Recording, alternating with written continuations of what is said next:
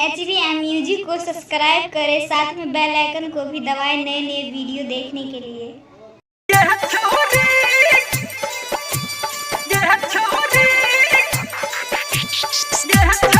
शशि परदेसी माँ Gayatri recording studio.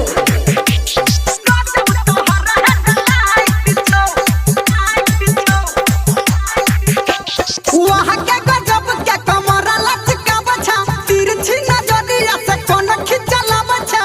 Lehenga choli tight छौ है गए, लहंगा चोली टाइट छौ गे छौरी। हाँ गे छौरी, गजब तोहरा हेडलाइट छौ गे छौरी, गजब तोहरा हेडलाइट छौ। वहाँ के गजब के कमरा लचका बचा, तिरछी नजरिया से कोन खिंचला बचा। लहंगा चोली टाइट छौ है गए, लहंगा चोली टाइट छौ गे छौरी।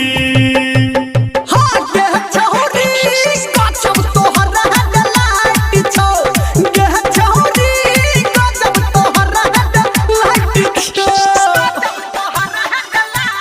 छौ। डीजे सुमित सतीश वर्मा।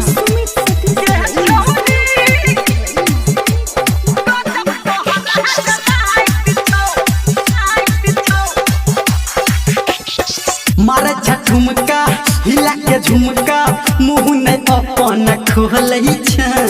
हिले छोटो हमर एना तोहर जनम गनु में डोलै छै।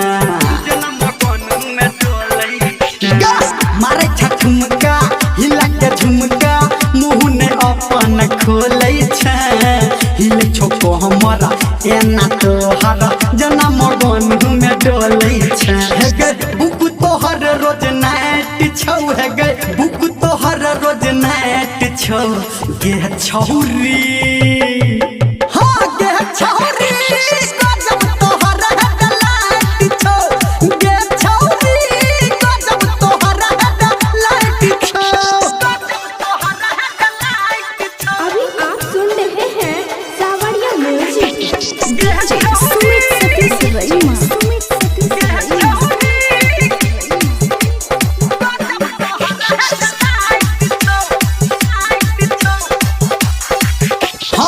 तोरे छोपहर गाँव में शहर, तोरे छो खाली चर्चा गे। लाल ने हरियर कनियो बरियर, तू छती खा मिर्चा गे। तोरे छोपहर गाँव में शहर, तोरे छो खाली चर्चा गे। लाल ने हरियर कनियो बरियर, तू छती खा मिर्चा गे। तोहर जवानी उफाट छौ है गए, तोहर जवानी उफाट छौ गे छौरी। हाँ गे छौरी, गजब तोहरा हेडलाइट छौ गे छौरी, गजब तोहरा हेडलाइट छौ।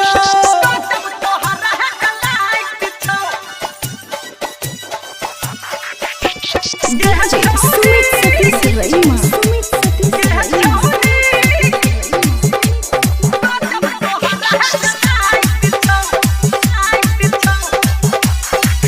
हाँ कसल इंजन तोहर गोरकी, चाहले करे छो बम बम गे।